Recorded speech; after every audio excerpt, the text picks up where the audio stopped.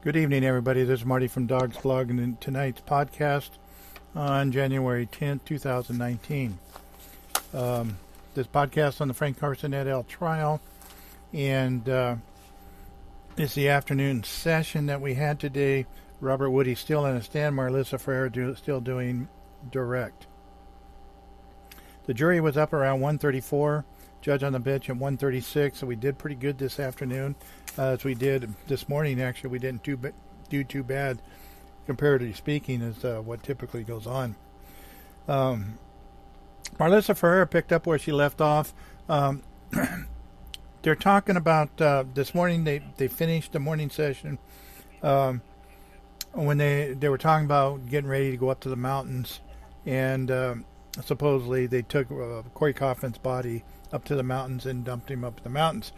Robert Woody talked about Baljeet Atwell drove the truck up to the mountains, got out of the truck when he got up there. Remember, Robin Attenhofer was in the car with him when they were loading the body up into the truck. That she walked down from his house and noticed what was going on. They went down an embankment to a wooded area. The tarp was still around Corey Kaufman. They never removed the tarp. They rolled the body out of the tarp into an area. He said it was a little bit of ways away from the road. He said there was no discussions. They didn't talk about anything. He just kind of followed Bobby Atwell's lead, is what he was saying. Remember, Robert Woody cut the fingers and the toes off, because he said that he says the fingers and the toes have the same fingerprints. Toe prints and fingerprints are the same, is what Robert Woody thinks. That's why he cut the fingers and toes off, so the body couldn't be identified. Well, then he takes the fingers and toes when they roll the body out of the tarp up in Mariposa County, and he throws the fingers and the toes around up in the area up there around where they left the body. So he cut them off so they wouldn't be identified as Corey Kaufman, and then he leaves the fingers and toes up there with the body. And then he rolled up the tarp and with the knife that he used, that he originally would put in the tarp with the body in the grave at popping cork, and threw the tarp back in the bed of the pickup truck. The body was not covered. It was left on top of the ground. There were rags that he had used when he cut the digits off the remains, and he said that was also, those rags were also rolled up in the tarp. There was no conversation on the way back from Mariposa County. He said there was no cars on the road, or very few cars on the road. It was late at night. There was no stops that were made on the way back. They went straight to Papa Cork. They arrived about 2 or 2:30 in the morning. And the store was closed when Baljeet was at the store. He put the tarp and the contents in the side lot, and the next day he burned the rags and the knife. He says he didn't know why, quote unquote, he didn't know why, and he put the tarp in the dumpster. So he wanted to burn everything, get rid of the evidence and stuff, and then just throws the tarp that had the remains in a dumpster. Corey Kaufman's socks were with the rags in the tarp, and he said the body was dumped probably 30 or 40 yards from the road. The area was cluttered with, he said, live trees, dead trees, a lot of different foliage and stuff in the area. And when they got back to the store, now this, I'm taking the notes as the questions are being asked, and it jumps around. And sometimes you notice we get on a certain area, and then it jumps to another area, and then they go back to it later. This is a tactic that they use, and it doesn't keep a regular flow for the jury And maybe that's the point. I don't know. I really don't know why they do that. So when they got back to the store, he talked to Daljit and Baljit, and it sounded like it was, he was making it sound like it was a mutual decision to get rid of the truck for any evidence that might have been, any DNA or evidence that might have been left in the bed of the truck. Now, when they killed, according to Robert Woody, they killed Corey Kaufman over on the property and transported the dead body with nothing on the top or underneath that in the bed of the truck. They didn't need to destroy any evidence then, but when they moved the remains 20 days later, whatever it was, they needed to destroy the evidence then. So I guess I really don't understand the mentality here, but that's what he's saying. So they didn't need to destroy the evidence when the killing occurred, just when they moved the body 3 weeks later. He said he got the key from Bobby Atwell. He drove the truck into an orchard and used one of the gas cans that was in the side lot shed where they keep the weed eaters and lawnmowers and stuff, the gas equipment. He left popping cork with the gas cans. He went out East Street. Daljit Atwell, he said, followed him out East Street, where he said it dead-ended at somewhere, and I don't think he realized it, but he was actually in Merced County at that point, if I remember right. He doused it with gas. He lit a cigarette, enclosed it. Remember, we initially thought that he said he used a match in the prelim. He said he used a match to light the gas in the gas can. Well, it doesn't really work that way. It's not that simple. If you poured the gas out and lit the gas, maybe that would work. But in a gas can, there's got to be more oxygen than that.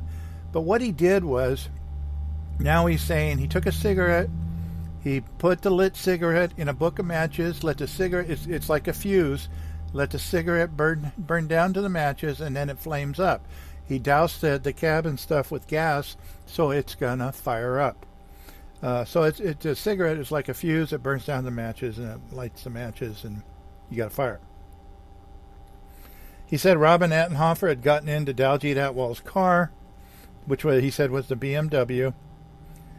All this occurred around 2:40 a.m. is what he said.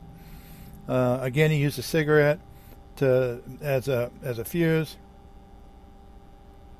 He did not recall if Robin Attenhofer had her phone, or if he had her phone, or if she had even brought her phone. He didn't recall, but he said that Daljit Atwell did use his phone to videotape the burning truck. After 1 or 2 minutes of watching the truck burn, they went back west on East Street, back into town. And he had given Bobby Atwell the key gave him the truck key back. Again, that's not what he said in the prelim. My recollection is that he told in the prelim, he said he wanted to make it seem unique and real, and he hot-wired the truck to make it look real. And they're saying with a key fob you can't do that. Well, it happens every day, even with brand new trucks and with the technology that's out there. They're still stealing trucks every day, stealing cars every day with these key fobs. Around 3:15, he was back at the store, and he said to Bobby Atwell, make a report of the stolen car report on the truck in the morning. It led up to a sidebar at that point. Requested by Judge Zuniga. A couple of questions asked by Marlissa, and it led immediately to another sidebar. And I really don't know what that was all about. Judge wasn't too happy with something. And remember, there was constant objections over these leading questions that Marlissa Ferrer keeps asking. Robert Woody also said that Baljeet Atwal had took the floor mats out of the truck. He took the jack out. He doesn't know why. It was just a stock jack. And miscellaneous papers that were there in the truck, but left a bunch of stuff in there.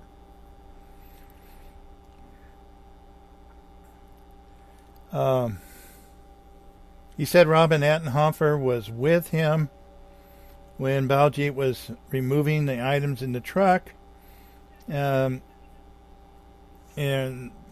once there was talk of burning the truck again, it led to another sidebar. There was some issues there the judge wasn't happy with, and I'm not really clear on what it was because they don't clarify it, especially with the jury in the room. So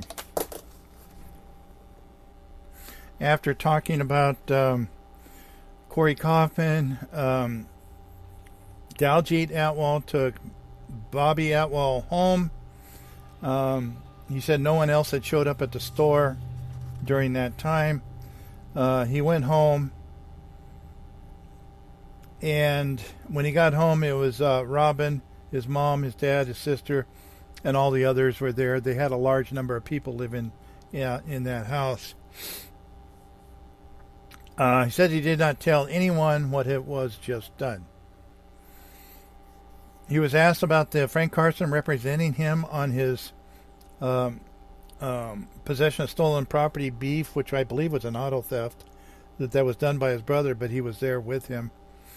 And he had found out in court that the case had been dismissed. And apparently that was he said that was the same day that Frank Carson had talked to him about Mike Cooley and the thefts on his property. They had gone to Mike Cooley's house that day. That's where some of the threats were made, supposedly. And then Poppencork, they went to Poppencork, and he was with Baljeet Atwal that day. And Baljeet had told Daljeet about the Cooley visit and what was said and what had happened over there at Cooley's house. They were talking about the theft issues going on Frank Carson's property, and Cooley probably being in large part responsible.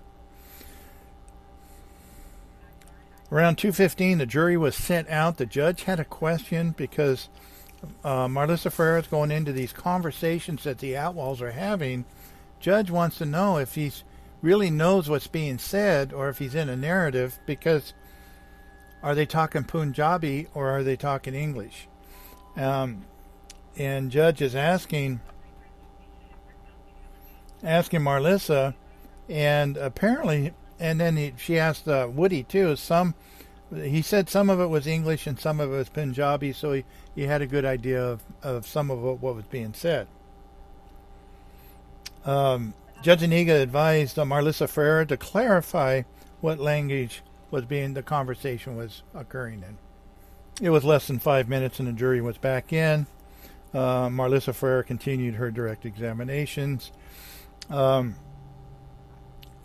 He said the Atwals were discussing the Corey Kaufman and the thefts in English, and Baljeet Atwal, he said, was talking about the thefts on Frank Carson's property. And Daljeet Atwal was saying something about they needed to be stopped. Baljeet Atwal was talking about Mike Cooley and the thefts and his role in all that. And Woody said they were talking about maybe assaulting Mike Cooley or something to stop the thefts. Robert Woody also said he continued to work at the store after he arsoned the truck, and he had worked there for almost 2 years after. He was aware that Kevin Pickett had come by the store after Corey Kaufman had gone missing. Robert Woody was present when Kevin Pickett came in and had asked the Atwals to post flyers on the store. They were apparently on the front door. The front door going into Poppencork. the glass doors. Again, went to another sidebar. There's an issue that the judge is concerned about, and I'm not totally 100% what that issue is. He said after Kevin Pickett and the Atwells had no conversation about Corey Kaufman or anything else after the flyer was posted. So just that one day when the flyers were put up by Kevin Pickett and the family, whoever was involved in that, after that there was no conversations with Kevin Pickett that he was aware of. And the flyer was on the window at the store, or the glass doors, for an unknown amount of time. Kevin Pickett explained it was a missing person of a relative of his. Atwells had told Robert Woody to stay quiet in regards to Corey Kaufman after the flyers. Just remember, this is what Woody's saying, and he's very close to staying in where Marlissa Fair wants his testimony to go. Kevin Pickett had come in about 1 week after the missing person of Corey Kaufman, or Corey Kaufman went missing. Corey Kaufman, he said, was still buried in the side lot when Kevin Pickett came in. And Marlissa Fair was asking some questions, and I didn't really quite understand what she was asking. And Robert Woody started looking very confused up on the stand. But apparently there was she finally got him to say that there were the CHPs, meaning Wells, McFarland, and Quintanar, and the Atwells were talking about the flyers, and just talking in general about Corey Kaufman. Scott McFarland was talking about seeing Corey Kaufman around town. The Atwells were trying to help the family look for him. Scott McFarland, remember, has claimed that he saw Corey Kaufman on April 1st riding his bike down the street. When he was out irrigating his fields or whatever he was doing, he saw Corey Kaufman. Now, Woody is saying that McFarland said he saw Corey Kaufman. So, I don't know. Marlissa Fair asked him if he saw any guns at the store that have laser sights. He said there was like a Mini 14 or something, whatever it was, an assault type rifle that had laser sights. It was mounted on the top that Daljeet Atwell had owned. He did not recall seeing that gun with the laser sights prior to the homicide.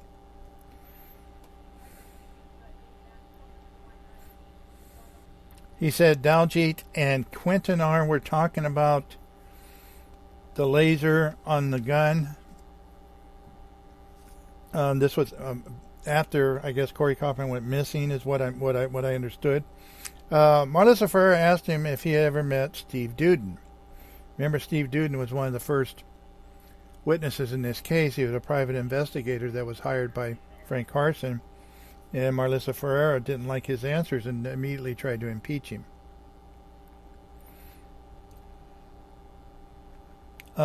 He didn't recall talking to Steve Duden, but he did talk to Frank Carson.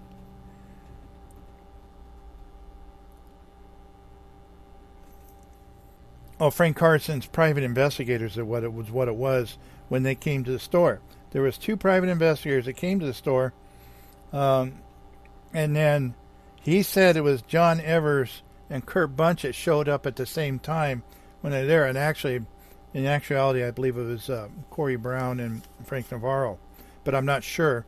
But I think pretty sure it was one of them was Corey Brown. It could have been John Evers as the other one.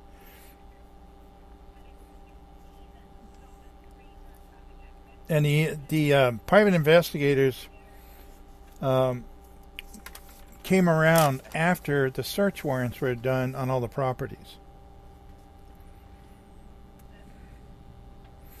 He was asked if the Frank Carson's private investigators say why they wanted to interview him and Baljeet had called him to the store to talk to the investigators. He was at home, and Baljeet had called him on the phone, on Robin's phone. They didn't have a house phone, and they wanted to talk to him about the thefts and what the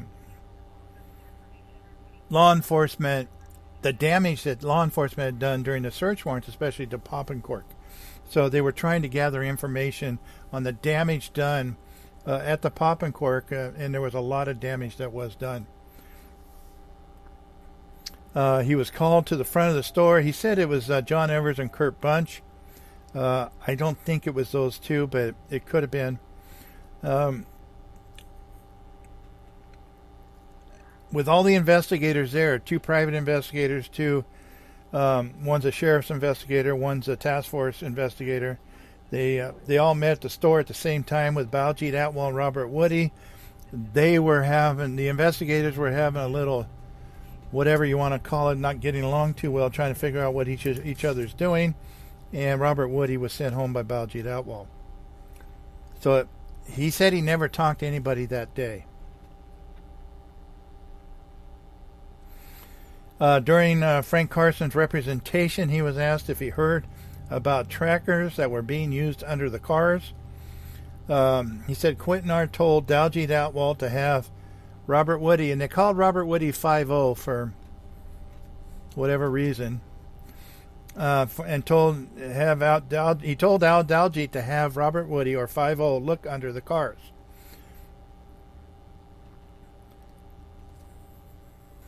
Baljeet Atwell felt that he was being followed, and Robert Woody did look under the cars, and nothing was found. He was asked if Quintanar ever said anything about trackers. He didn't recall if Quintanar did or hearing anything along that lines.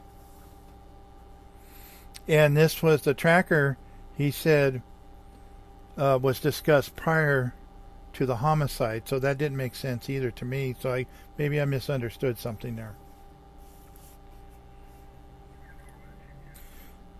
He also said he was never heard talk by anyone about any type of baiting that was done at the property to lure thieves in, to try to catch them. And she didn't specifically say the pipes, but that's what she was getting at. There was no other cars. No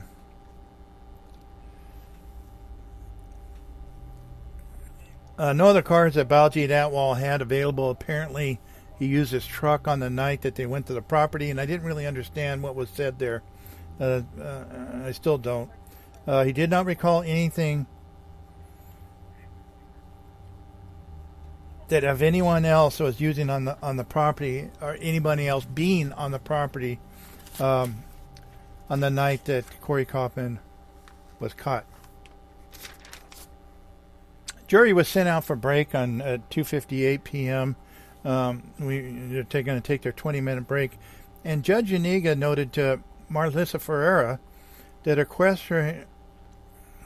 there's some questions that she asked in regards to some barbed wire and other things on the property that need to be clarified, that somebody was trying to booby trap the fence, the back property or something. So after the break, a judge was talking to Marlissa Ferreira about Robin Attenhofer telling others what had happened. Now, she wanted Woody to testify about who Robin Attenhofer told and what she told him. She said, Marlissa Ferreira, she's not going to ask who she talked to and what was said, but that's where the question was leading to, and the judge didn't want it to go any farther than that. This was before the jury was brought into the courtroom.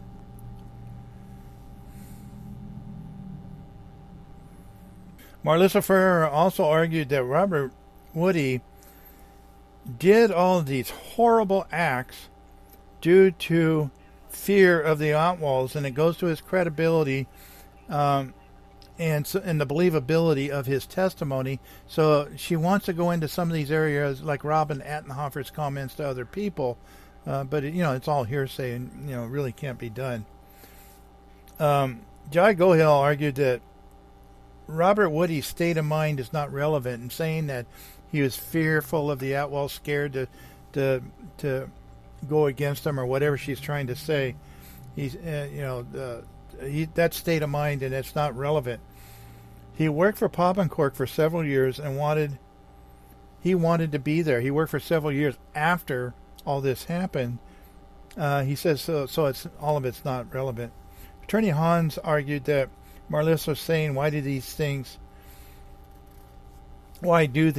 but Robert Woody took it upon himself, and that's what he said. Robert Woody testified to, that he decided to cut the fingers and the toes off. He decided to do some of these things on his own. He wasn't directed by anybody else.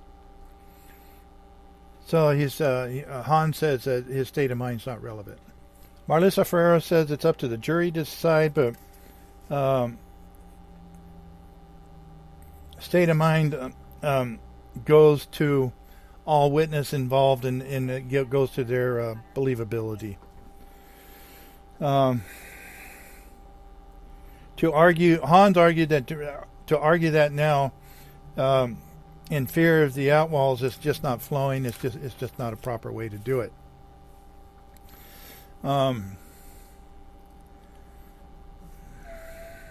Judge Zuniga noted that Robert Woody has said that he felt obligated, and Robert Woody's state of mind is in dispute and unknown what he will say. She says the objection is overruled, but she's being very cautious about what's going on here. Jai Gohil also raised another objection, and I think this is where some of those sidebars came from.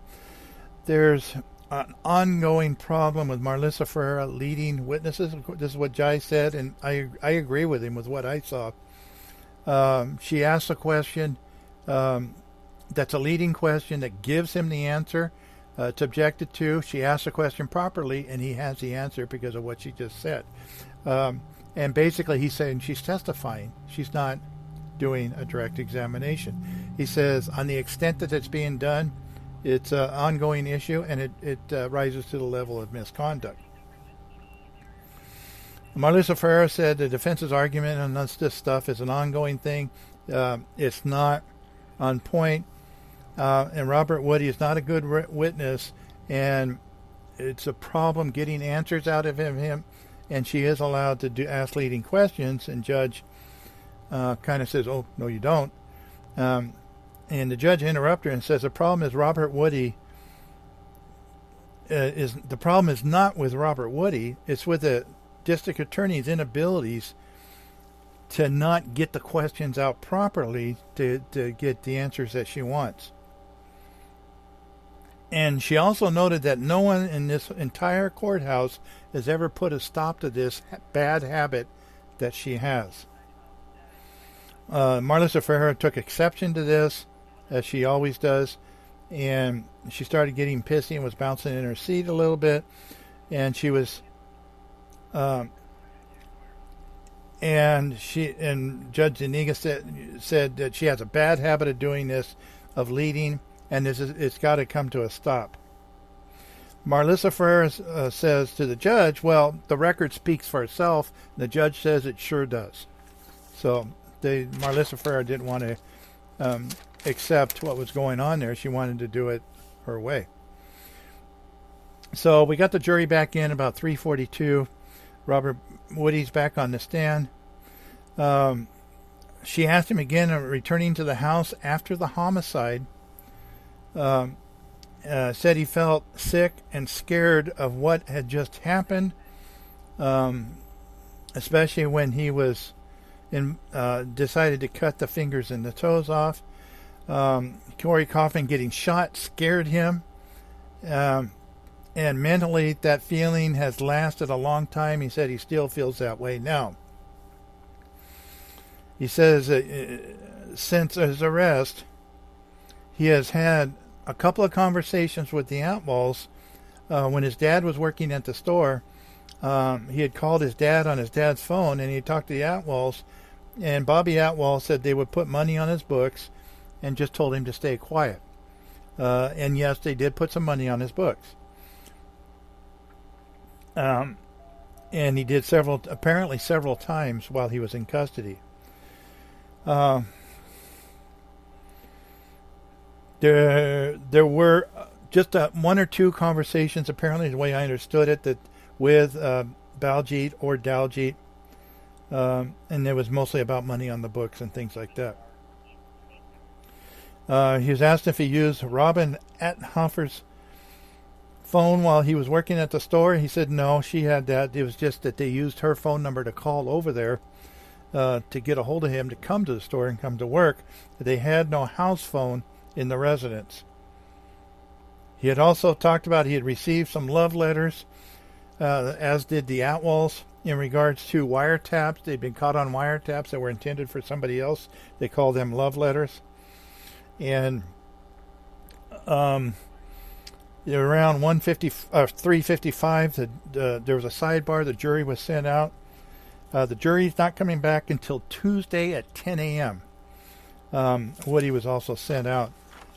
Tomorrow they're having a motion day, and they're doing like 2 or 3 motions. They don't expect it to be longer than half a day tomorrow, but you know how those things go. Judge again is telling Marlissa Farah about her leading questions, and Jai Gohel's objection about giving answers in her question, and she says in essence she is testifying, and she did it again when she asked about the love letters, about the wiretaps. Percy Martinez argued to the court that they had just talked about these leading questions and had that conversation before the jury was brought in after the break, and she immediately goes back and asks a question exactly the same way. And he says this has really got to be, something's got to be done to stop this. Judge Zuniga again is looking very confused as she doesn't know what to do. That common look that she's gotten to get. Marlissa Ferreira again is starting to bounce in her seat again. And she says the question was about the phone, what happened to a phone after she got the letter. So Marlissa Ferreira asked him what happened to Baljeet Atwal's phone. I believe it was one of the two's phone after he got that love letter. So she was telling him something happened to that phone instead of asking if something did happen or what, if anything happened at all. And she's testifying. And that's what the defense is arguing is. She says the defense objections are not valid, not supported by the evidence code, and so on. She then goes into her attack mode, as she typically does in these type of things, and she accuses the defense of being obstructionists of the Robert Woody testimony by making these arguments. They're obstructionists, and this is what she does. She gets caught at things, and she goes on the attack. And that's what she did again. Judge Iniga started reading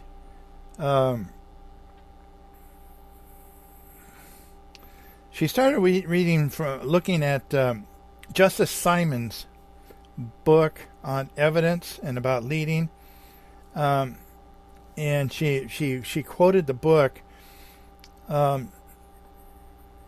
and she said the way that Marlissa Ferreira asked the question, it led Woody to believe that something had occurred after they got those love letters, and it led him to think that there's something else needed to be said there. It didn't. She wasn't trying to get information from him. She was giving information to him. So that's where we broke. I don't know if anything can be done about it or not. There's several. The defense is getting extremely frustrated with this type of questioning. There doesn't seem to be any downside to it being done by the DA in this case, because nothing's done about it. I don't know if anything can be done about it, to be honest with you. I don't know. So that's where we left off. We were done.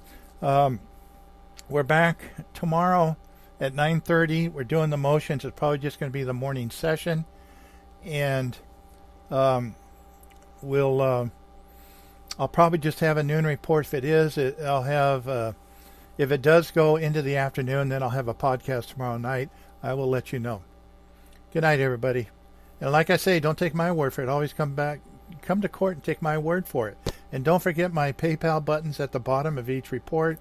My sponsor, Merced Tile Supply. Very good sponsor. Good people down there. They got good stuff going on. So don't take my word for it. Come to court and find out for yourself. Good night, everybody.